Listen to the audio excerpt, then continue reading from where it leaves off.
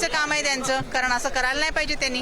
कोणाच्या आदेशाने केले ते बघा तुम्ही आता. एवढं फोडणं काँग्रेसचं ऑफिस हे काय कारण नसताना कारण काय त्यांनी सांगितलं असंच.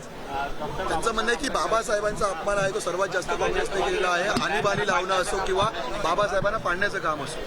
आणि संविधान लिहिताना काय केलं होतं ते त्यांना माहीत नाही का? काँग्रेसने बरोबर घेतलं म्हणून आपण संविधान झालं होतं किंवा त्यांनी हे केलं ना त्यासाठी.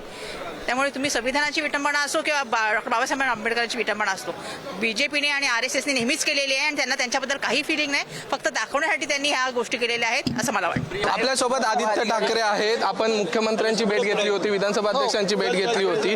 संवाद साधण्याचा प्रयत्न आपल्याकडनं केला. संवाद हा असायला पाहिजे, दोन्ही बाकांवर असायला पाहिजे. साधारणपणे महाराष्ट्राची प्रथा परंपरा राहिलेली आहे. गेल्या 2 वर्षाच्या काळात गद्दारी असेल, जे काही घाणेरडं राजकारण झालं, त्यांनी हे सगळं गढूळ केलेलं, बिघडवलेलं.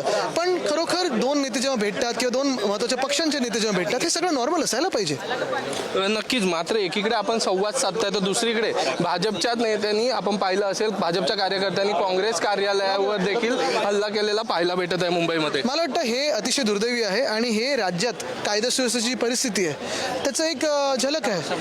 आज आपण पाहिलं असेल, काल अमित शहा यांनी जे स्टेटमेंट केलं होतं त्यानंतर खरंच संपूर्ण राज्यभर असेल किंवा देशभर या प्रतिक्रिया उमटत आहेत. याकडे आपण कशा प्रकारे बघतो? जगभरात त्याचा निषेध होत आहे, कारण ज्या महामानवांनी अनेक करोडो लोकांना त्यांनी जीवनाचं एक साधन दिलं, साधारणपणे एक न्याय दिला, अधिकार दिले, आपला आवाज दिला, ते या करोडो लोकांसाठी, आम्हा सर्वांसाठी भगवान सारखेच आहेत ना. छत्रपती शिवराय असतील किंवा महामानव डॉक्टर बाबासाहेब आंबेडकर असतील, हे देवासारखेच आहेत, देवच आहेत. आणि मुख्य गोष्ट हीच राहते की जेव्हा त्यांचा अपमान होतो तेव्हा कोणी आम्ही सहन करणार नाही. खाते वाटप न झाल्यामुळे कुठेतरी संकोच नाही आहे या गोष्टीवर की एक खाते वाटपचा तो विषय आहेच, पण दुसरं म्हणजे जे महाराजांचा पुन्हा एकदा पुतळा बांधायचं चाललं होतं, मी आता ते लक्षात आणून दिलेलं आहे की 36 कोटी पहिलं सांगितलं आपल्याला, 36 कोटीचा पुतळा बांधेल. या पुरवणी मागण्यात फक्त 1000 रुपये त्याच्यासाठी दिलेले आहेत. काय हे नक्की जनतेची फसवणूक आहे? महाराष्ट्राची डोळ्यात धूळफेक चालू आहे? काय चाललंय नक्की? छत्रपतींच्या नावाने भ्रष्टाचार होतोय का?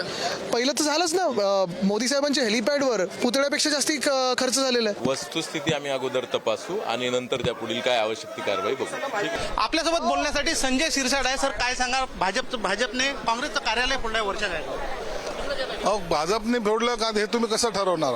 आता जे काय घडतंय, मुद्दामहून काँग्रेसचे जे लोक आहेत ना, हे जाती दंगली घडवण्याचा प्रकार त्यांनी सुरू केलेला आहे.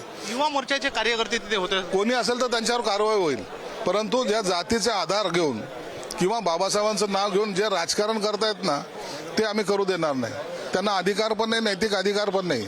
बाबासाहेबांना सर्वात जास्त त्रास दिला असेल तर त्या काँग्रेसवाल्यांनी दिलेला आहे, म्हणून आम्ही त्यांचा तर निषेध करतो. पण बाबासाहेबांना मानणाऱ्यापैकी आम्ही आहोत. जो कोणी बाबासाहेबांच्या विरोधात बोलेल किंवा राज्यघटनेच्या विरोधात बोलेल त्याचा निषेध सर्वात प्रथम आम्ही करू. तर काय या कार्यकर्त्यांवर कारवाई होईल? निश्चित होईल कारवाई. नक्की. पंकज गादगे, पुढारी न्यूज, नागपूर.